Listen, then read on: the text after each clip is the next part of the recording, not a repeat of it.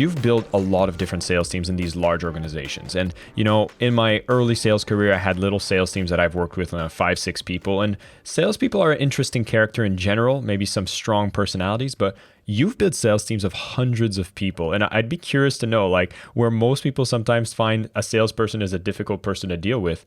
How is it like managing large sales teams with all the different personalities and getting them all to work together towards reaching a business goal? Wow. We could go 45 minutes to an hour on one answer to a question. I'm gonna compress it. Look, there's about 8 billion people on the planet. And if we think of it in that context, they're all people that quote unquote need to be sold to by somebody. And when I use the word selling, it's a word that's tarnished quite a bit over the years.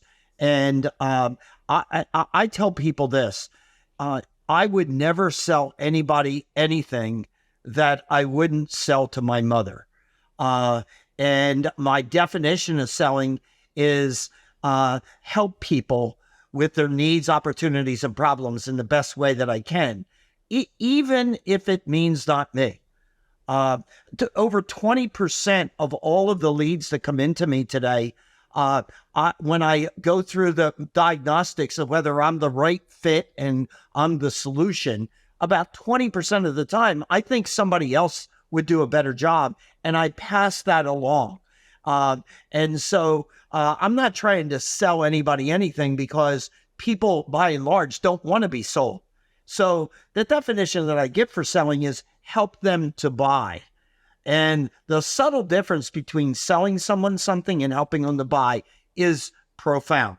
Now, that clears up a lot in terms of sales. Now let's go over to your question about, a large sales force and that type of thing and the types of personalities. Well, I started with 8 billion people on the planet, because how do we deal with all of those types of personalities?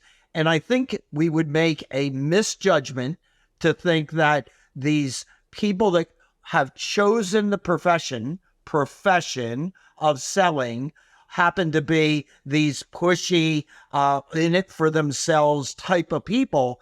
That's not who I am at all. And the sales people that I was attracted to were people that were more like me, that they're disciplined, they're self-motivated, they've got grit, and they care.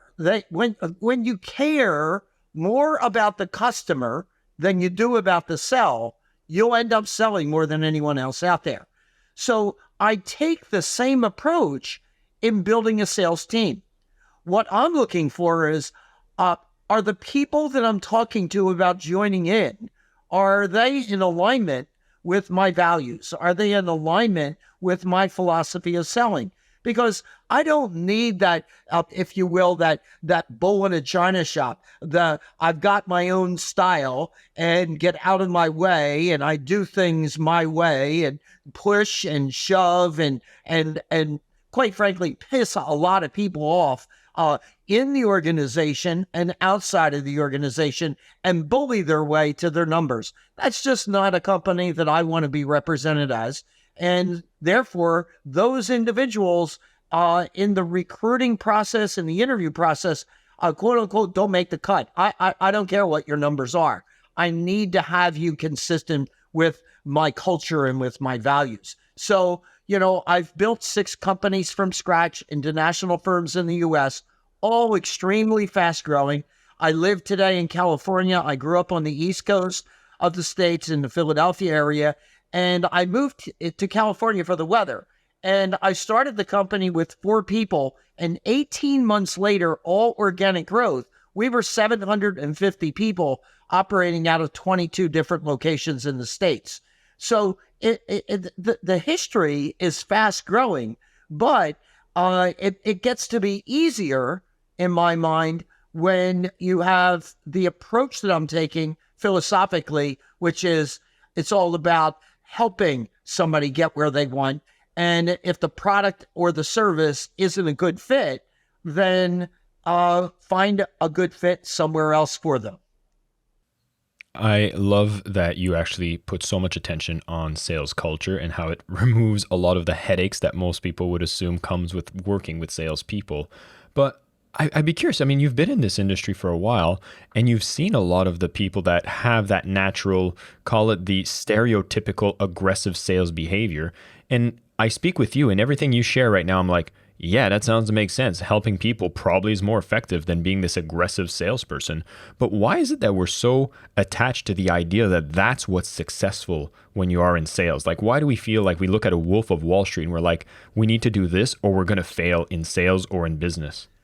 Yeah, so there's a difference, Jason, in my mind, between being a bully and being someone who is uh, uh, goal driven, who is disciplined, who has grit. You're talking with a guy, me, who the hours of the day, I'm probably going to get up earlier than most. I'm probably going to work later than most. I'm going to use the word leverage, which is focusing on the things that are the highest payoff activities for me and delegating a lot of the things that an awful lot of people are involved in that are necessary in selling, but not necessarily for me to do. And so when you look at how my day is, it's packed. It's packed by design. When I graduated from college, let's do this. When I graduated from college a long, long time ago as an accountant and worked for what was known as the Big Eight accounting firm, Arthur Andersen, you had to track your time in 15-minute increments. When I was in the Army and promoted along the way to captain, your time was all about the disciplined use of your time. So, my days are intentionally one appointment after another appointment after another appointment. But if I'm in that selling mode, those appointments are with prospects, and I've got an agenda. I'm trying to move that deal down the line, and if I'm the best fit for that person, whatever their wounds are, or their needs are, or their pains are, or if I can push them to a place of pleasure, if I feel like I'm the best solution they have, I'm like a dog with a bone, and I just am not going to give it up. Now, I don't think that's something to throw me into a pile that says he's a bully. Again, if I go back to my mom, I loved my mom, right? And so I've had situations where I remember her not buying into what I was selling, and yet I wouldn't give up. That wasn't being a bully. That was, I figured this out. Let me show you. I have a sister that's 10 years younger than I am. And when she was in high school, she was really troubled as to, what she's going to do in life. And she was going in directions that weren't in her best interest. And I'm the 10-year older brother. My father had passed away. And so my best advice for Francine was, we ought to put her in the military. Now, my mother's mindset was, military is male, not female. And all she can conjure up in her mind was sending her to battle or putting her life in danger.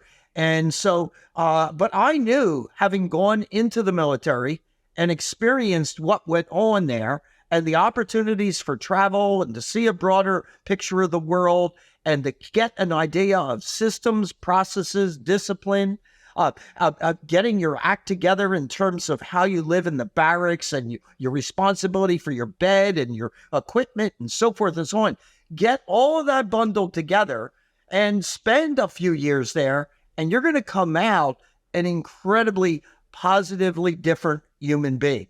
Now, it took the better part of a year to move my mom to, I'm for this. And even when she said I was for it, was not, let me go down the street and be at the head of the parade. but the sales guy in me got it done. And Francine today is the beneficiary of that. And my mother's lived long enough to see that it was the right call. I love that story because oftentimes people will perceive when we talk about, taking care of the client, being helpful, is perceived instead as being very passive in your sales approach. And when we look at the more aggressive, call it sales bullies, it seems like no matter what, they chase the sale. But what you're speaking about is actually, no, when you actually care, you put in that extra energy to make the right thing happen. When you feel and know that it's worth the risk to go out there and make the transaction happen in their best interest. Hey, listen, Jason, I love that. Let me show it to you this way. Let's do it pictorially. If you were to watch a movie about salespeople, if you were to see drawings or photos of salespeople in action, the prospect's on one side of the table and the salesperson's on the other side. That's the picture. I don't believe in selling that way.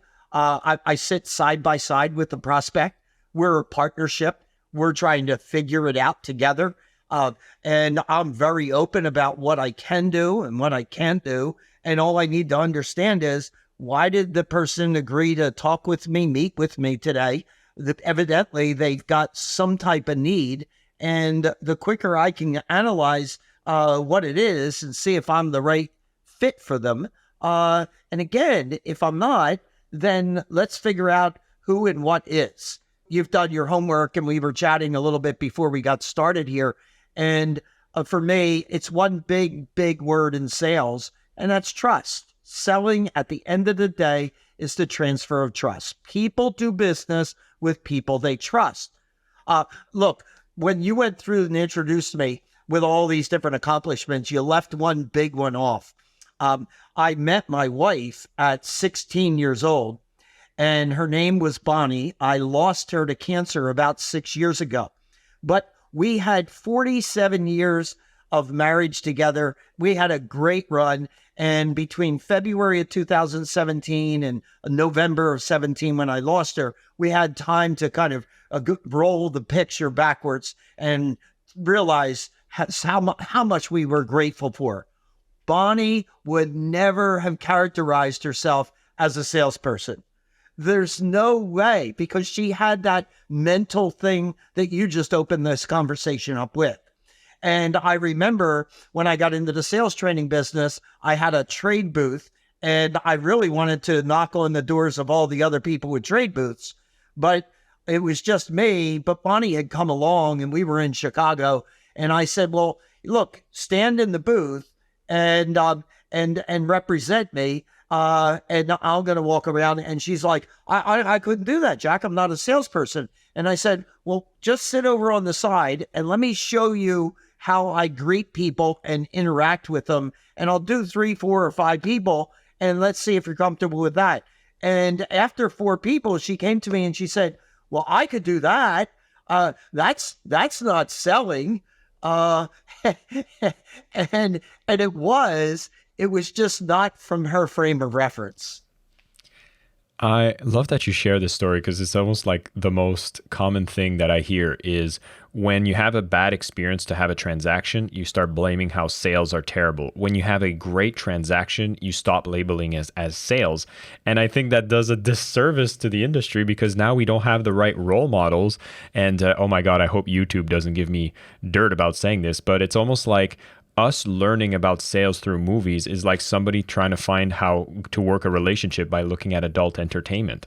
And so we have all of these like bad references. And I'm so glad that I get to host this podcast, have conversations with people like you to bring awareness that what you're seeing on TV is not the way that it actually works and is successful. So it's such a breath of fresh air. You're going to go down in classic with that example. No question about it. In fact, I'm going to be talking about it for some time now. Good. By the way, as a professional speaker, there's a 3-part rule. The first time that I tell that story, I'm actually going to use your name. And the next time I'm going to say, I was in conversation with somebody and they mention this. And then the third time, and forever after, it will be mine. It's so funny. I mean, I'm in this industry, and that's one thing that I always do. And you're right. The first times you say it, you kind of credit it to the source. You have to do it. But at some point, everything that we learn is kind of an absorption of the collective consciousness, and it all becomes in the interest of being able to make the point that, hey, we're trying to make sure that we grow into this fashion. Now, this is something I want to beat the drum on, because so far I've heard you say, I believe I've counted 4 times, but somebody will have to replay to see if we actually said 4 times, maybe 5, mentioning the word discipline. And I'd be curious to hear more about where does discipline play as an indicator of success, whether it's particularly more important in the field of sales, or it's just one of those traits you find is the most important for any career development. Good follow-up. I like it. I mentioned HPAs. I didn't do it that way. I mentioned them as high payoff activities. Too many salespeople spend too much time on too many things that don't contribute to getting deals done. And when I'm working with a company, I try to figure out with them, what are the real high payoff activities?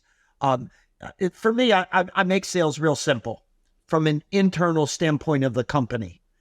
Win new customers or grow the ones you have.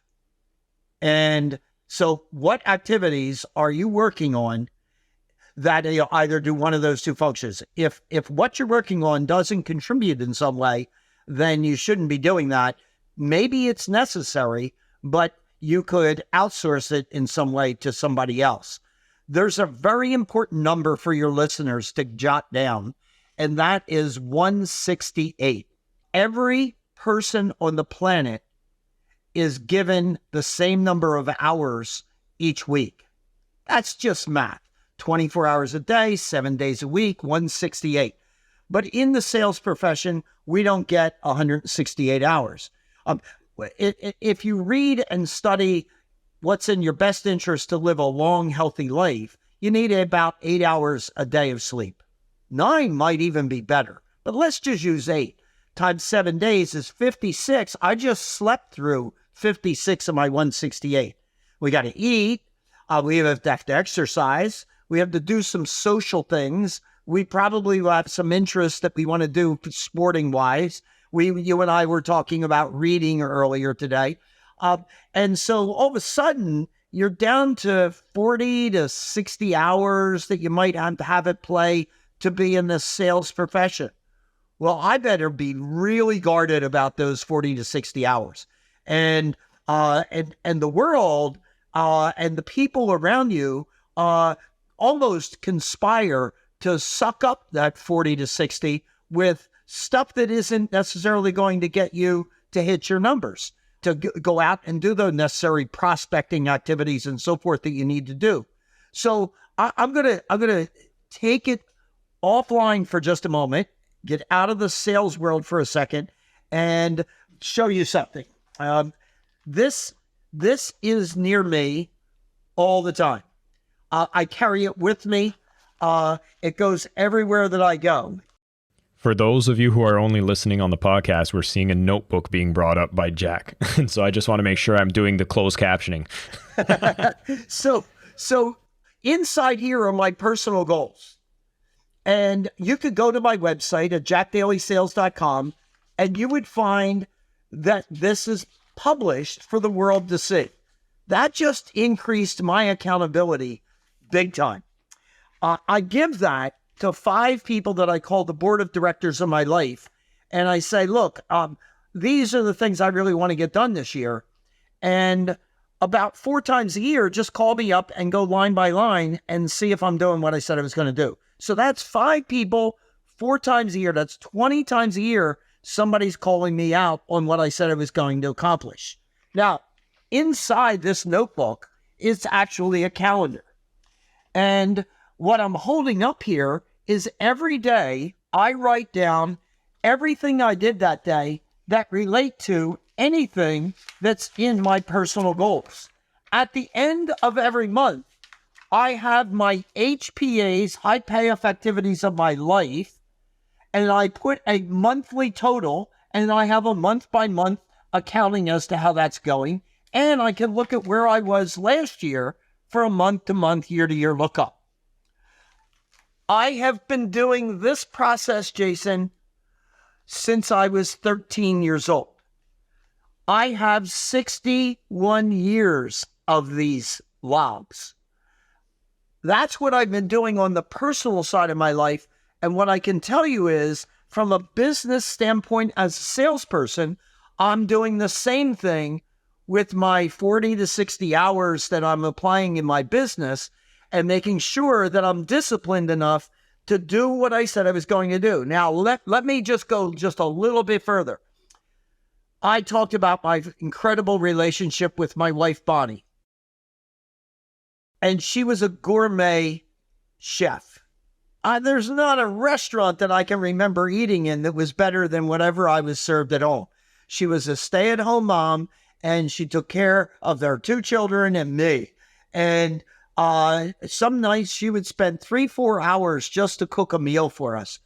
But the number of times that at 3 o'clock in the afternoon, I would call her and say, I'm really sorry, but my day was shot with putting out a fire here and putting out a fire there. And I've only gotten halfway through the things I said I was going to get done today. And so just put that into the fridge and I'll mic it up. And I know that's terrible, but I can't go home today without getting through the things I said I needed to do in order to be successful as a selling professional. That's discipline. Do what you say you're going to do, when you say you're going to do it, whether you want to or not. That's self-discipline. Now, when I said, hey, I may not be the best salesperson out there that I compete, I may not have the best product, I may not have the best price, I may not have the best service, but I'm going to be pretty high in my industry as a salesperson because I do the things that most people aren't willing to do.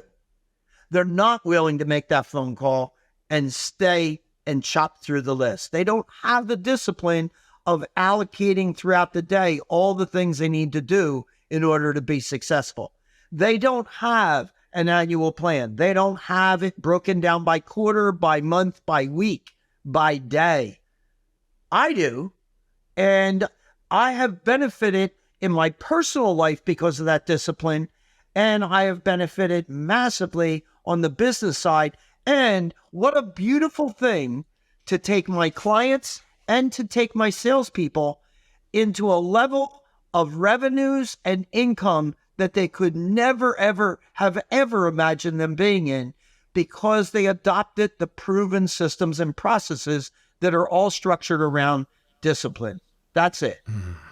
I love that. And Jack, not to brag, but I have a similar way of operating in my life. But interestingly enough, I'm actually using like spreadsheets, and I have my annual goals, quarterly goals, monthly. I have my accountability group, which is my board of advisor, and we talk every week actually, and making sure that we're staying on track of that, which brings me to something I find very interesting in the way that you've structured it is you've shown me your notebook. You've opened up your physical calendar, everything that's written down. And I found it very interesting. Somebody once shared about how from the 90s to today, we've had so many leaps and bounds with technology allowing us to be, oh my God, what percentage more productive could you be having the tools and all this tech?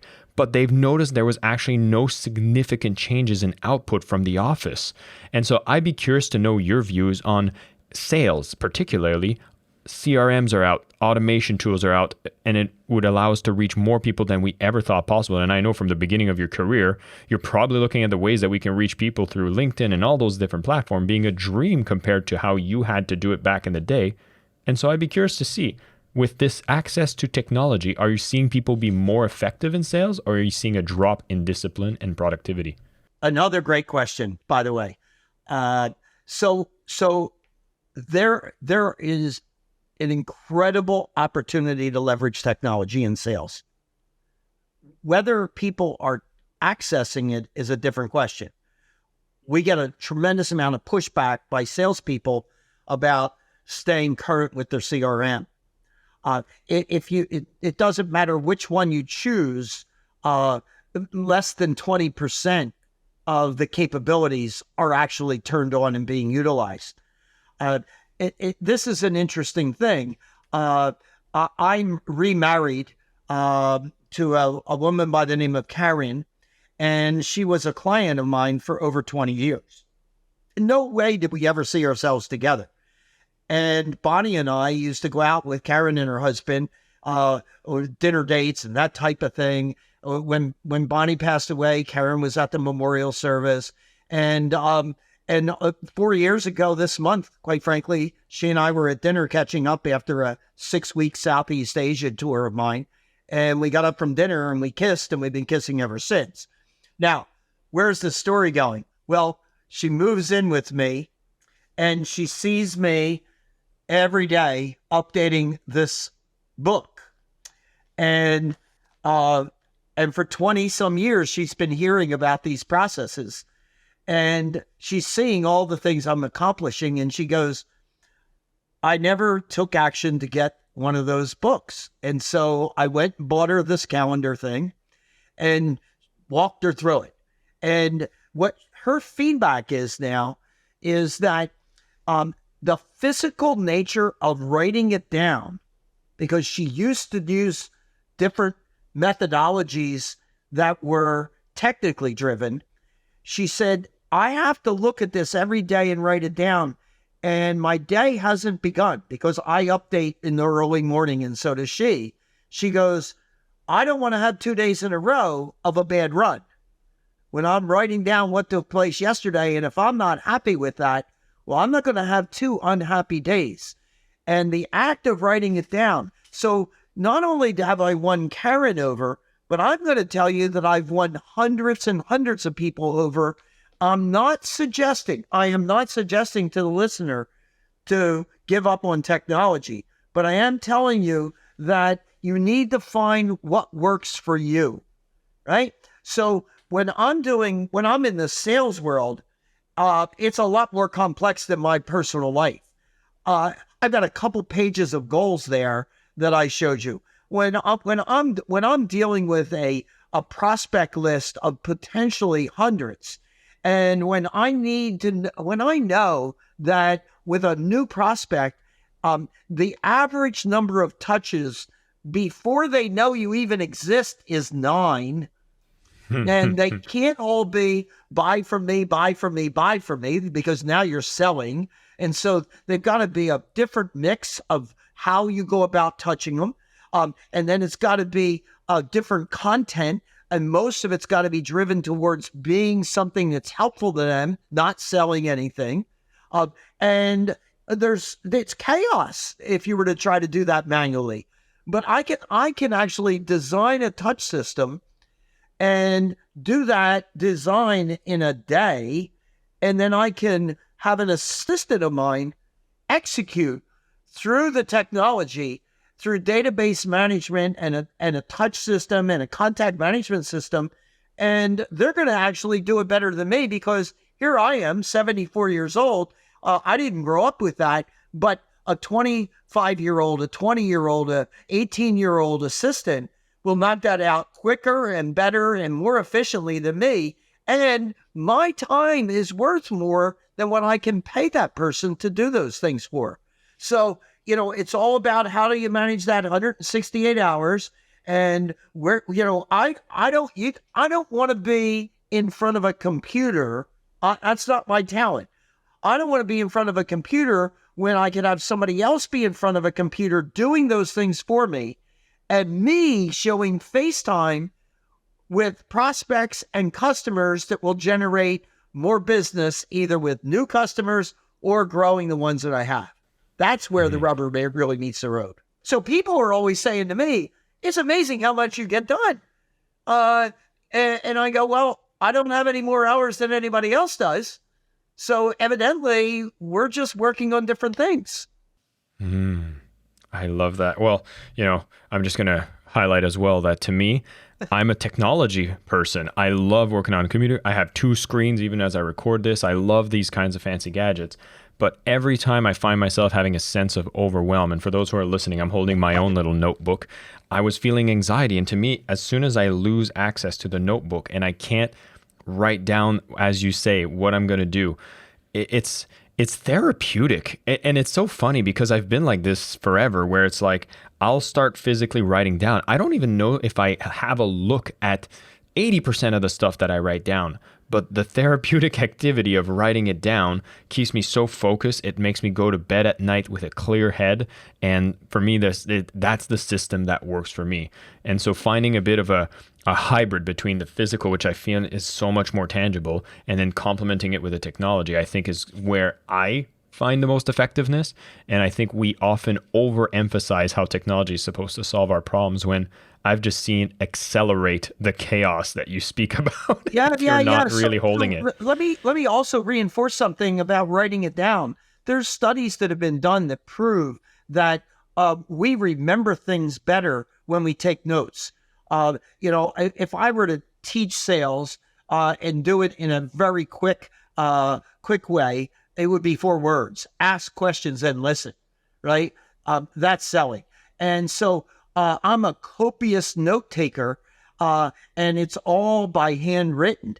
Now, I may summarize it later in a computer environment type of thing so that I have those notes stored away and I can access them and so forth. But I have been taking notes on every conversation my entire life because it helps me with remembrance, right? And I also want to go back to something else. We're talking about efficiency of your time. My first sales job was 7 years old. So I owned the market and charged twice the price of every kid I competed with. Okay. So that's when I got the sniffer that said, this sales game is something I like playing. Right? I don't need to do hide and seek, and I don't need to do tag. Nobody's paying me to do that, but I can knock on doors and sell stuff. This is a blast, right? So I found my passion at 7, but at 12, I took a newspaper route from a kid, and it was 32 customers, and a year later it was 275. Now, I loved growing it from 32 to 275. That's what I really liked. But here I am in the Philadelphia suburbs, and it's cold, and it's snow, and it's ice, and it's dark, and I go to school during the day. My mom makes me do my homework before I can deliver my papers, and now I'm out slugging around in the dark delivering 275 papers. I don't have any more time to sell anymore. It ain't fun. I want to quit. And then the light bulb went on and said, you have to be 12 years old to have a newspaper route. So I'm going to recruit kids that are 10 and 11, and I'm going to divide the 275 up and give them to them, and then pay them half of what I get paid, and they'll be able to sell some more, right? So at 13 years old, they were doing 100% of the work, and I was keeping 70% of the money. Now, if the listener said, well, wait a second, he just said he split the money 50-50. Yeah, I did on what the paper company paid me, but I didn't split the tips, and I collected. So that made it 70% cut for me, 30% for the 5 kids delivering the papers. And I had 5 assistants at 13. And ever since then, I look, here's a one-liner that any listener can take away. If you don't have an assistant, you are one. Right? That's it. So, when I talked about getting married at an early age to my wife, Bonnie, I said, look, we better understand each other because I want this thing to go the long run. I'll never do anything around the house. One, there's nothing around this house that's attractive for me to do. I'll never own a tool set. I don't want to hold a hammer. I won't get any psychic value, and I won't be any good at it. And I'm not telling you to do it. I'll always figure out how to make enough money that we could hire somebody to do it. But you make the decision. You do it or hire somebody else. But don't look at me because I'm never going to do it. And so I spent my whole life saying no to all kinds of things, both in my personal life and in my business. Yeah.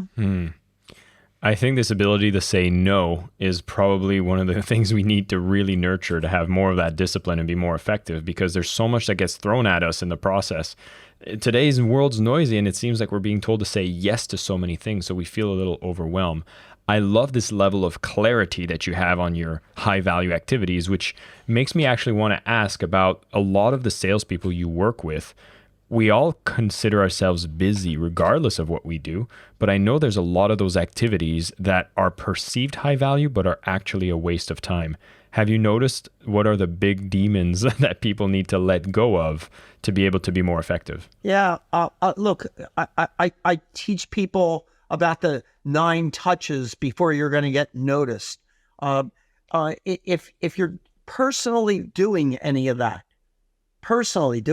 it, I would have a big question mark as to whether you're investing your time correctly. Yeah. I'm not a big proponent of a salesperson sitting in an office or behind a desk or behind a computer and spending time on the keyboard. I can get somebody else to do those things for me. I'm a professional speaker. I have 5 assistants. They all work out of their homes. They all do different things. And I tell them, look, there's only 3 things that I do in this business. 1, I speak because I like it and people have told me I'm decent at it. 2, I travel to where I speak. And that's just because I haven't figured out how to get everybody to come to my house. So the nature of the business is you got to travel. Fortunately, I love to travel. And the third thing is I have fun. And anything else, you 5 people sort it out and figure it out. Now, I will tell you the reality is I get emails regularly from these guys, and I have to read it and reply all and say, somehow this mistakenly came to me. Remember, I only do 3 things: speak, travel, fun. Figure it out, right? That's saying no. And that you're right. You have to say no a lot. So let's give an example as a speaker. Pre-pandemic, I would average 200 to 250,000 air miles a year. In 2019, I was in over 30 countries. When I'm in a country, all of a sudden we get requests that say, could you stop at 2 more cities while you're in the area? And we have to make the travel changes and that type of thing. The majority of professional speakers handle personally their own travel. They just sit on their laptop and make the changes and put the whole thing together. And I'm sitting here going, I've run a $23 billion company when I was in my 40s. And now I'm going to sit here and become a travel agent. This does not make any sense. That's not a high payoff activity for me. So I've had speakers come to me and say, man, in a 20-year period of time, you've written 10 books. And I've not written one because I can't figure out how to figure out where the time to write the book is.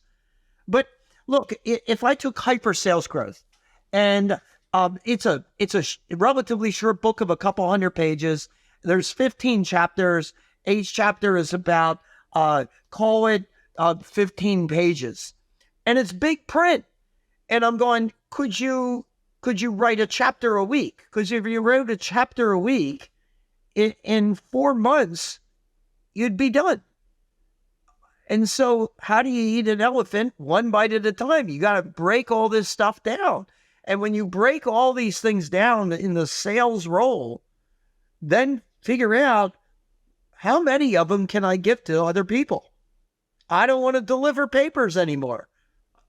I'm always saying that. So Karen and I are in a relatively new relationship, 4 years.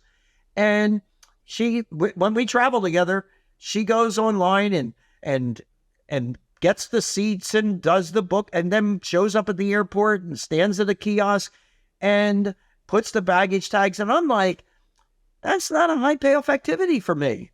I just go up to the person at the desk and say, hey, that's your job. Do all that. And somehow it gets done without me being on my computer, doing all the stuff that she's doing.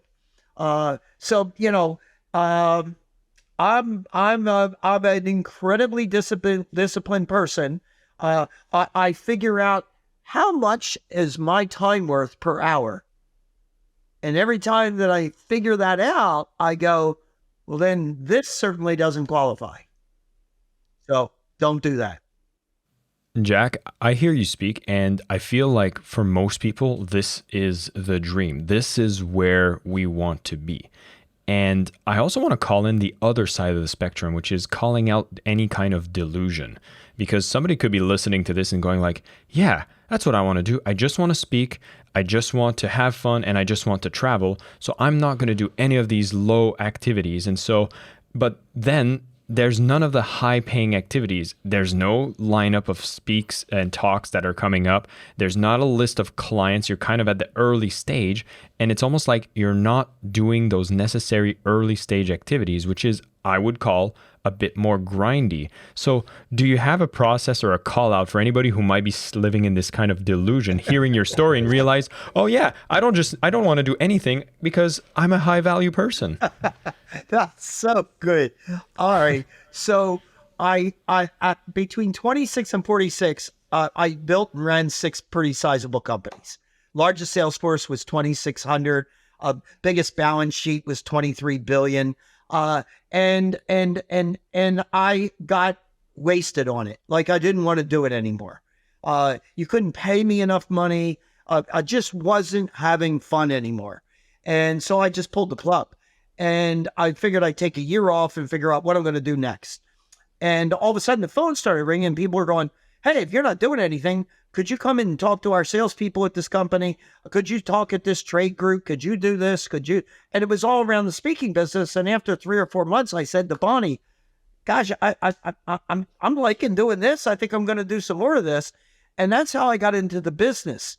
But as rosy as that sounds, compared to what I was making in the entrepreneur running a business world, I characterized myself as the starving speaker.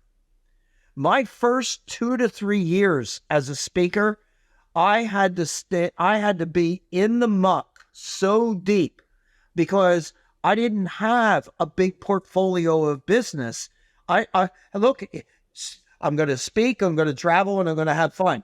All right. Well, if you don't have any speaking gigs to travel to, you don't have to worry about having travel. And by the way, if you don't have any speaking gigs, you don't have any cash flow. So the fun is out of the party as well. All you're going to do is sit home and watch TV or something. So my first marathon, I've run 100 marathons. My first marathon was at 46 years old.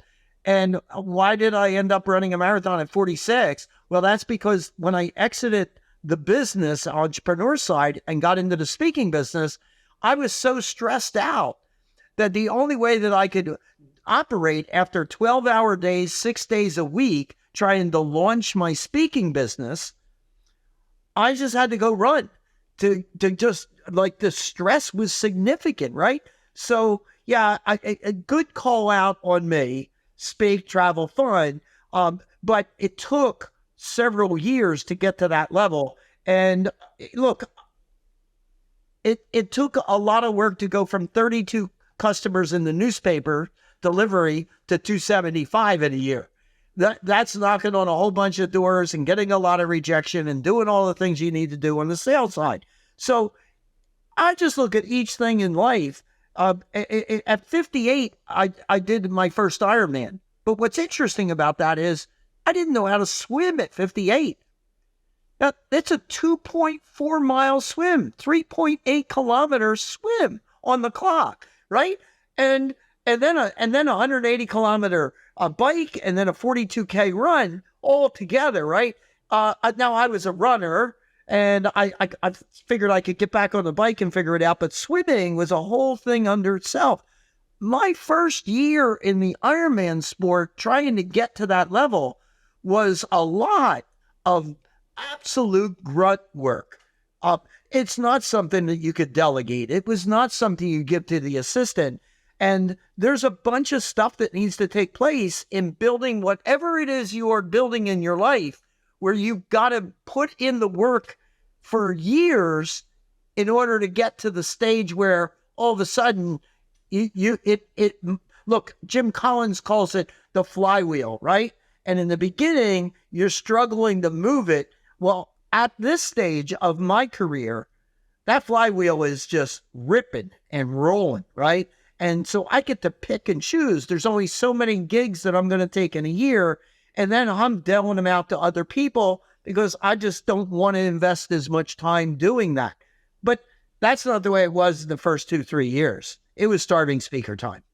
Jack, I love that we were able to address both sides of this coin because, yeah, I love that we have a vision and we get pulled towards that. And I think, like I said, this is the goal. But actually acknowledging that hard work, I think just makes a perfect picture of what is the grind that's required for us to get to the level that you speak of, which is absolutely amazing, the journey that you've been on. I have a question I wanted to ask because, discipline, being hungry, and caring for people enough to push them into a direction that you feel is in their best interest, which we spoke about earlier in the call, is kind of a balance between, going out there and being kind of impatient as opposed to most people who just wait for things to come to them. So as an effective person, you're going to be impatient. But at the same time, when you speak about the results that you have in your life, there was a certain level of patience, I would imagine, was required for you to understand that as we're going towards a larger goal, we have to understand certain things take time.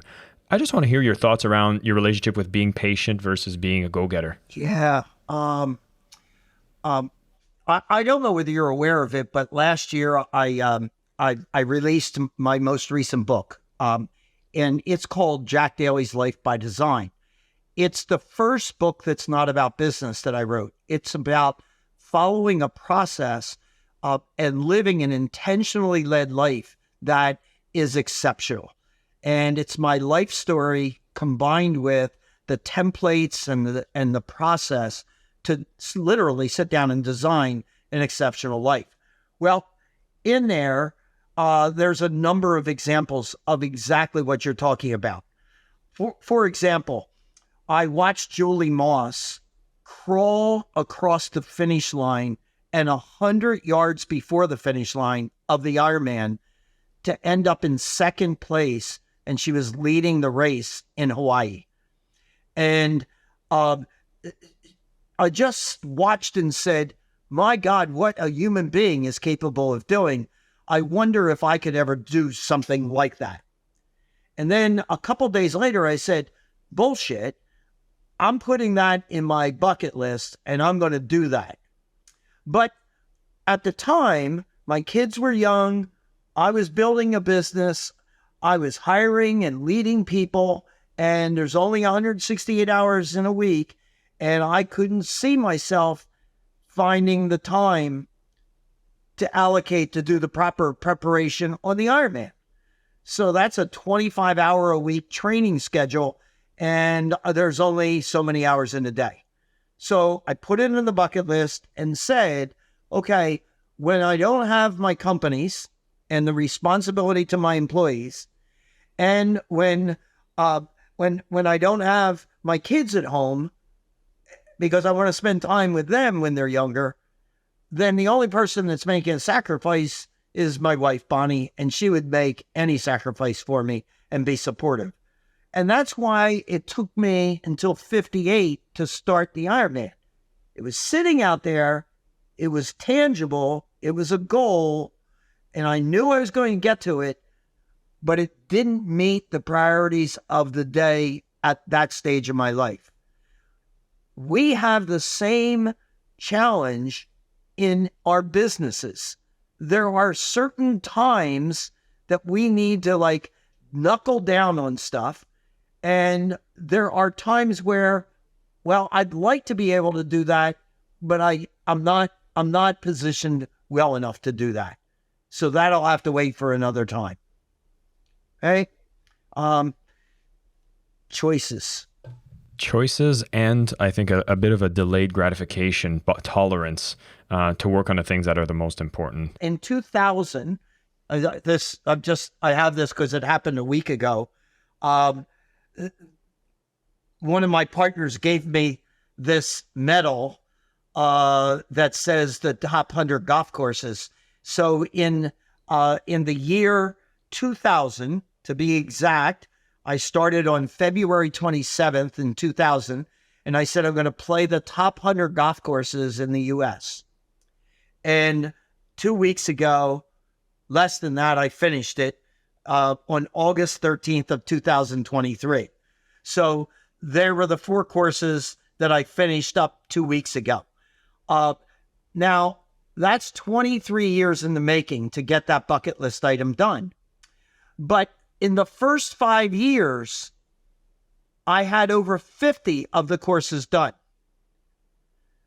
But then other things started to take prioritization. And I had to backpedal and backstore these. And eventually, and then we have a pandemic that gets in the way and so forth and so on. And so other things start to take more priority. So I've got a bucket list and I've got life plans. And then I now narrow them down to 5-year and 10-year plans and then 1 year. And some things don't make the cut.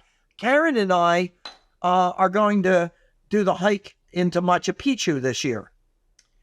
Now, it'll be my 3rd time. It'll be Karen's first. And while she's younger than I am, she ain't like 20 years younger than I am. She's 6 years younger than I am. And we've not been to Prague, neither one of us, and we hear all these great things about Prague. And when we sat down and did our goals, I said, hiking into Machu Picchu is a lot more of an undertaking than visiting Prague. So even if I need a crutch or some wheelchair, I can roll around Prague, but we can't do Machu Picchu like that. So we better put Machu Picchu in this year. So we had to push Prague back into 2024. Prague's been on our list for 5 years now.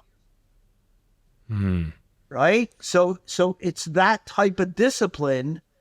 That's about the half a dozen times now I've used the word. But that's the kind of discipline that is required to identify the trade-offs on what are the HPAs in maximizing your life or maximizing your business. Yeah. Jack, there's one question I always ask anybody who comes on the show, which I usually ask them to answer in about 30 to 60 seconds, which is, you are on the Selling with Love podcast. So I'd love to ask you, what does selling with love mean to Jack Daly? I mentioned it earlier. I'll do it again. When you get to the level where you care more about the customer than you do about the sell, you will sell more than anyone else out there. Jason, people refer business to me. 90% of my business, by the way, is repeat and referral. It's a beautiful place to be. People refer business to me, and here's what they say to the person when they refer them. You need to talk to Jack Daly. He probably has the solution for you. But if he doesn't, he will find someone who does. That's the best. That's showing love. That's showing that you really care. And when you do that love and care business, then it's trust. That's what happens. You can trust. You're not going to be assaulted by me. You're just going to find somebody that gets side by side with you, not across the table, and tries to put whatever I've got in my history together and say, hey, have you thought about doing this and going in this direction? And if it happens to be a service that I offer, a product that I offer, they can buy that. If it doesn't, that's cool too. Look, play the long game, not the short game. Build the relationships. Don't do transactions. Transactions is working too hard. Yeah, this game of sales, it can be really easy. Jack, this has been a fantastic conversation. I feel like we could keep going forever, but I want to make sure we wrap this up beautifully. And some of the key things I took from this conversation. For one, I love that we started about sales culture and demystifying a lot of the myths around being a bully around sales, which is not what we're talking about here. And once you start understanding that you're building this culture of caring, you're building this culture of taking care of the customer, not only do you get more results from a sales perspective, but you get a lot less headaches as a sales manager and as a business business owner. We talked about how to have this discipline that's always having us focus on high value activities. Although you have an acronym that you need to remind me of, Jack. HPAs, high payoff activities, but you were there. High payoff activities. And so we get to be relentless with our own calendar and start being very organized and intentional about where our time goes. You've reminded us of the 168 hours, making sure that we all have the same time, but people have different results. So what's the difference is being intentional about how we spend those hours. We went a bit into the debate about technology versus the manual pen and paper, and making sure that, if it works for you, do not neglect the simple and basic things that can be done. I know there's tools on Jack's website that you can go and acquire, so it can help you get started on some proper journaling techniques, as well as ways to allocate your time and be effective. And don't think technology is going to solve all your problems. Sometimes it's just going to accelerate the chaos. Looking at how you live a disciplined life that translates into the goals you have in business, having that balance of knowing where you want to end up and focusing on those, but doing the work that's necessary to get there, makes it that you will have one hell of a journey. And I have to say, Jack, just in general, from a conversation I had with you, I love the place that you are in life. And I think that you embody the type of role model that I would love to be on a path on. So I'm so glad we were able to have this conversation. And I think there's a lot more that I can learn from you. So I'm excited to dive into your literature, because I'm always trying to learn from people that are a place in their life that I would love to see myself go towards. And this was just a fantastic conversation. I really enjoyed it, and I mean that from the bottom of my heart. So Thank you. With that, Jack, once again, thank you so much for your time. For all you listeners, we're going to have some links to the books about sales. Hyper Sales Growth is what we talked about. If you are in a sales team and you want to get to the next level, powerful, powerful book. But Life by Design is going to be something that's probably going to apply to the majority of you on how to get results in your personal life and professional life using some of the models from Jack's life. And I think they're all wonderful. So we'll have that all available in the show notes. And of course, as you go out there, keep selling with love. Thank you so much for listening to the Selling with Love podcast. We have some previous episodes you can tune into right here.